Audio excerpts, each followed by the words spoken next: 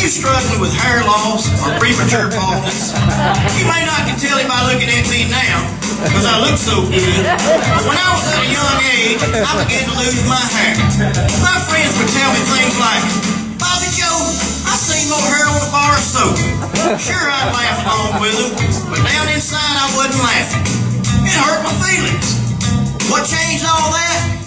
Well, I'll tell you in just a little while. In a whisker, Bobby Joe will be back. Remember, Debonair will always be hair for you.